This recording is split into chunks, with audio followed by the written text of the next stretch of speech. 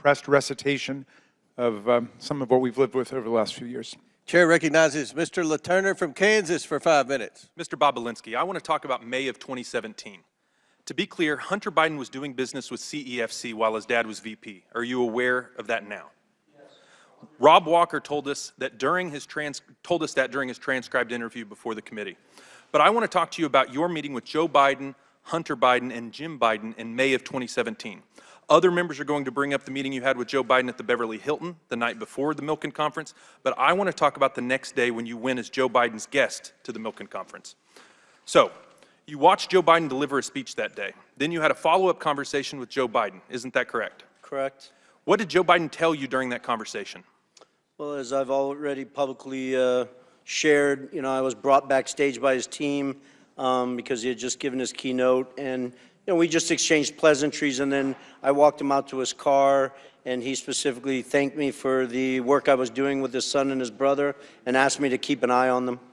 And my understanding is, Mr. Bobulinski, that after Joe Biden had left, you went across the street to the Peninsula Hotel and had a long conversation with his brother Jim Biden. Isn't that correct? I did. It's my understanding that you asked him how the Biden family does the business that they do, while Joe Biden is such a prominent political figure.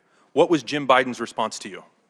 Correct. I was actually concerned and asking from a position of concern, and Jim Biden's response to me was plausible deniability. Plausible deniability. And by that you mean Joe Biden would be kept in the loop, but you weren't supposed to talk about it, especially in writing.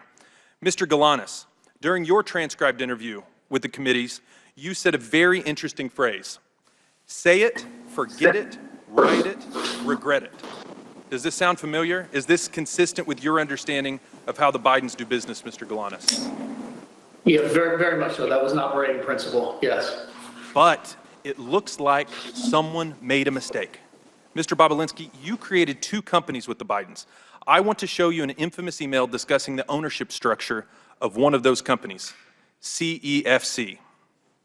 You can see on the screen, 20% for H, 20% for Rob Walker, 20% for James Gilliar, 20% for Tony Bobulinski, 10% for Jim Biden, and 10% held by H for the, quote, big guy. Mr. Bobulinski, who is the big guy? The big guy is 100% Joe Biden. Mr. Bobulinski, Hunter Biden didn't respond saying, knock it off. We can't include Joe Biden, did he? No, and that's actually a critical point because remember— Mr. Bobulinski, did you ever get a text message or a group text message or anything like that saying, guys, knock it off, Joe Biden isn't involved in this deal?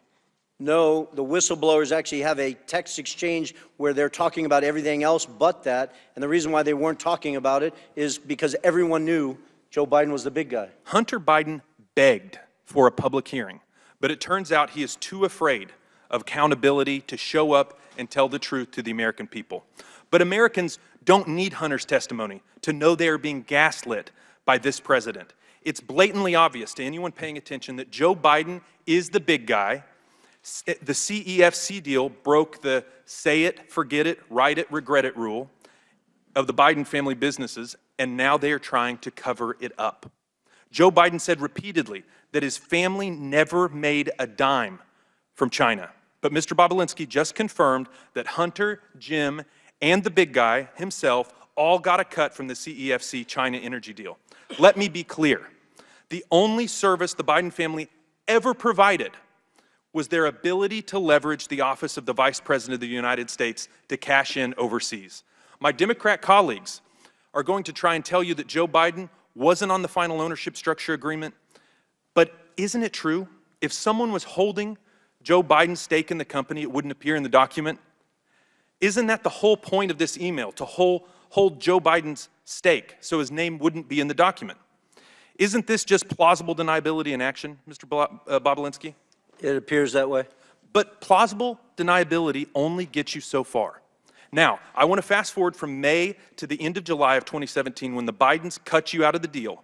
I want to show you a message that Hunter sent to his Chinese business partners. Please put it up on the screen. Hunter writes, quote, I am sitting here with my father and we would like to understand why the commitment made has not been fulfilled. So, when Hunter Biden is desperate for money, Jim Biden's old trick of plausible deniability doesn't cut it.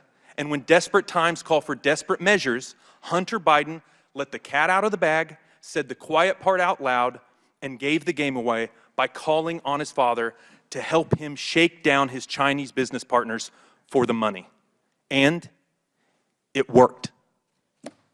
Mr. Chairman, I yield back. Mr. Chairman, just point of inquiry. What was the